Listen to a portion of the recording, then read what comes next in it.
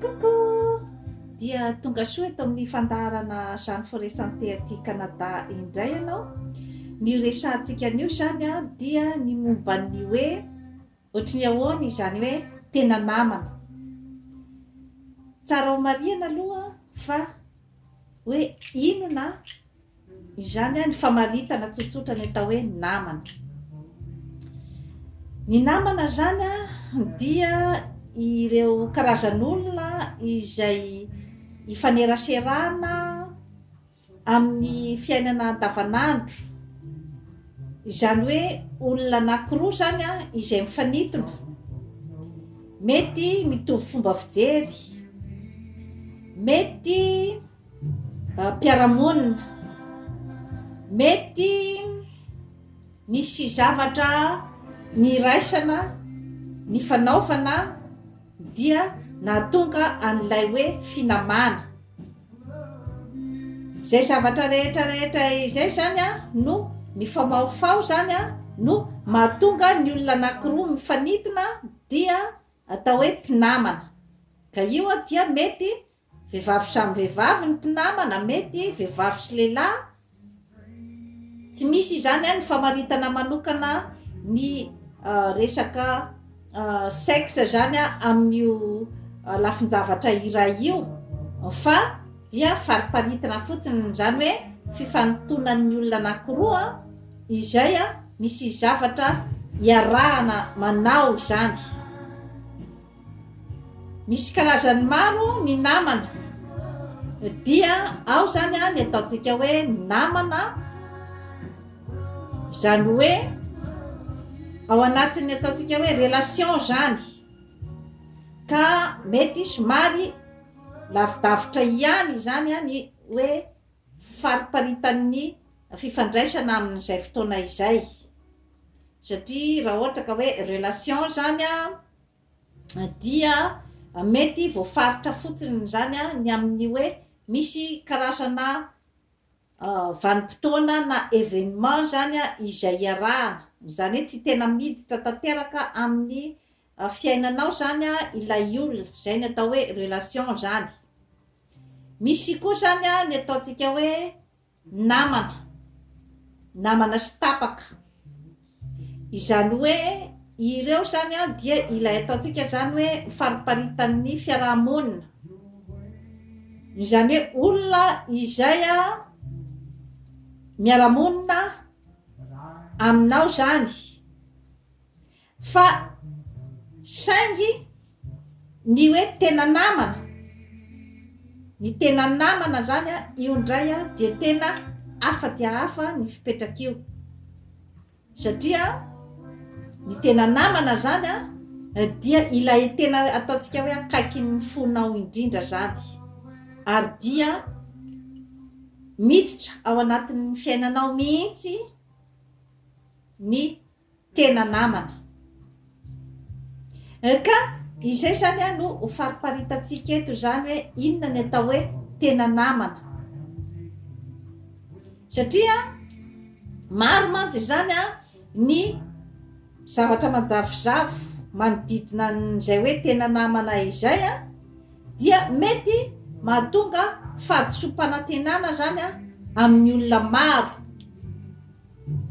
io hoe famaritana ny atao hoe tena namana io. Satria ny tena namana dia azo faritana fa hoe fanomesana avy amin'Andriamanitra io. Ny tena namana dia azo faritana ao anatin'ny ataontsika hoe harena, ka tsy tena ny roa tota izany no tena manefy an'io hoe tena namana io. Fa rehefa mandeha ny fotoana, vao zay ny olombelona vao afaka anao ny conclusion hoe ity no tena namako.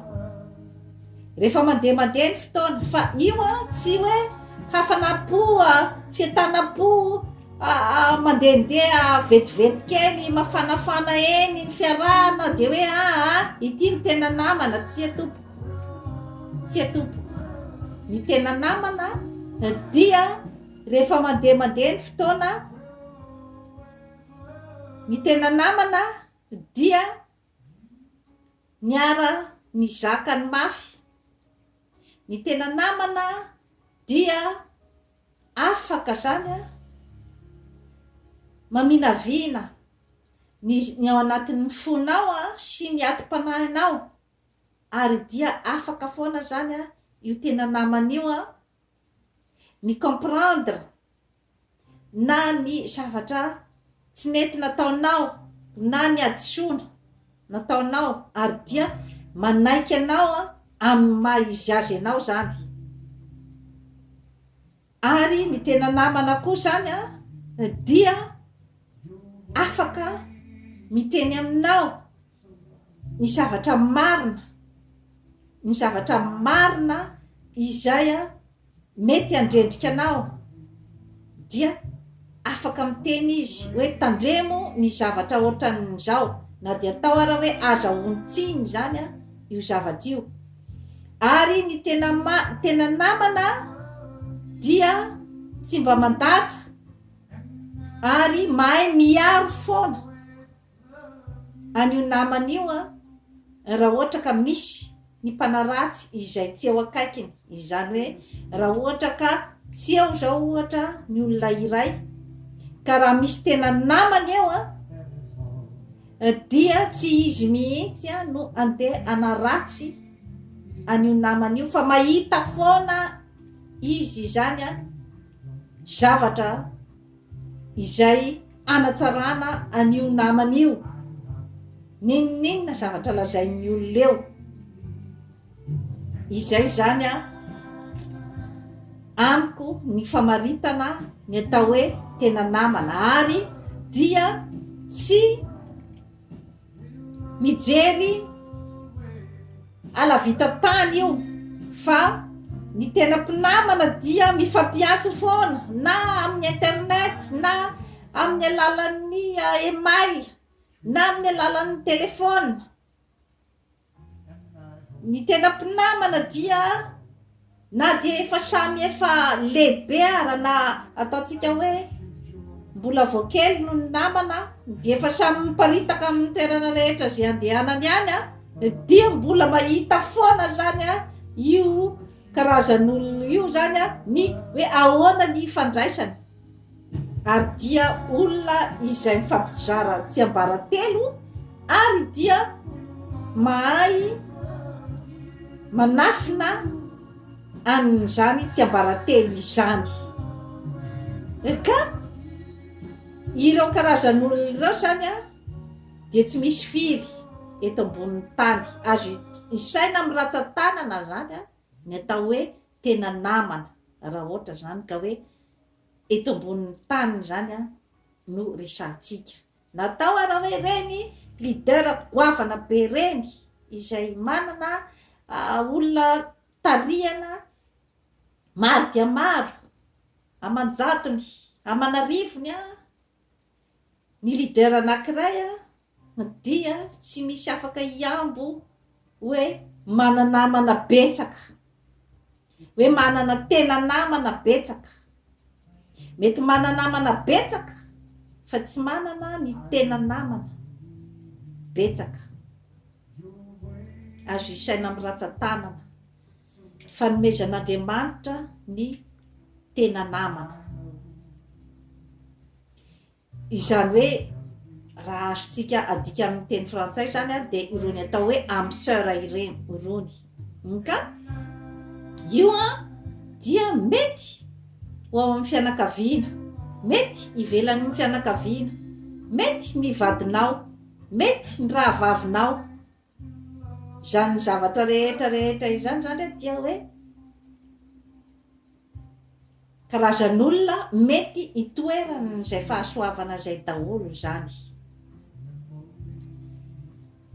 Ka mitodika indrindra matsy azy zany amintsika olombelona, dia ny hoe maro ny fahadisom-panantenana zany mipetraka amin'io resaka finamana io, satria dia maro ny nieritreritra hoe tena ny hoe veriko fa tena namako raha anina kanefa dia tsy napoiziko hoe izay no nanaovany ahy. Izay zany a matetika no zava-misy hoe olona nanakinanao tsy ambaratelo nieritreretinao fa hoe tena namana kanefa ianao zany nieritreritra azy hoe tena namana fa izy tsy nieritreritra anao hoe ho tena namana ianao. Ka amin'izay fotoana izay a dia tsy afaka ilaza koa nefa ianao fa hoe olon-dratsy izy fa tsy ny fanojo fotsiny zany a ny fikasana sy ny faniriana tamin'ny rotota satria ianao nieritreritra azy a ho tena namana kanefa izy zany a nieritreritra anao fotsiny hoe resaka namanamana na resaka relation. Ka mila mijery lavidavitra zany a amin'izay resaka izay. Tsy izay akory a no andeha ilazanao a fa rasoa na rakoto dia olona tsy azo itokisana satria noraisiko tena namana kanefa dia nivadika tamiko.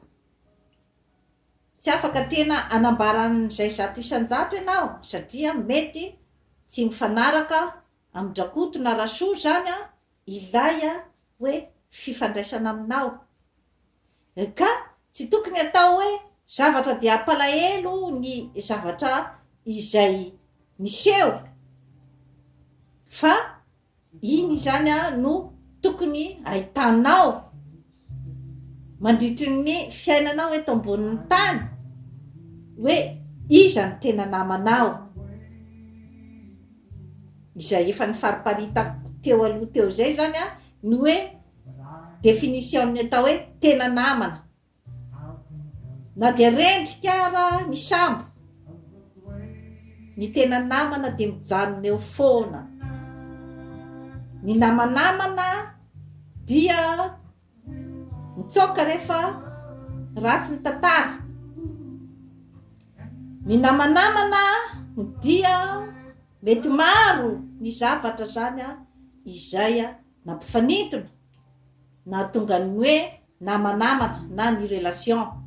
Mety misy ny zavatra niarahana niraisana ohatra hoe niara-nianatra, mety niara-niasa zany hoe voatery zany a tsy maintsy nifanatona tamina circonstance anankiray a izay hoe misy tanjo nitovizana zany a amin'ny fotoana izay a iarahana.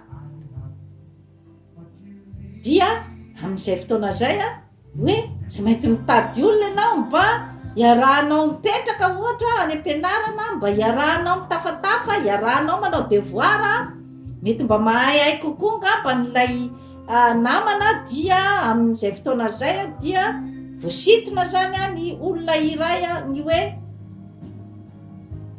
tsaratsara kokoa zany a minamana amin'ity olo ity. Amin'izay fotoana zay dia hoe misy antony mazava ny dirana amin'ilay finamana eo amin'ny fiarahamonina. Dia ngamba mety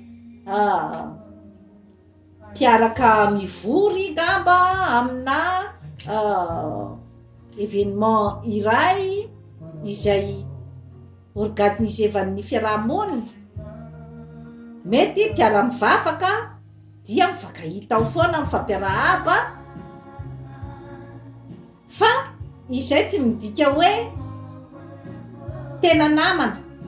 Tena samihafa dia samihafa zany a izay zavatra rehetrarehetra izay satria raha ohatra ka nisy antony mazava no nidirana tao amin'ilay resaka fifandraisana zany dia mazava ho azy.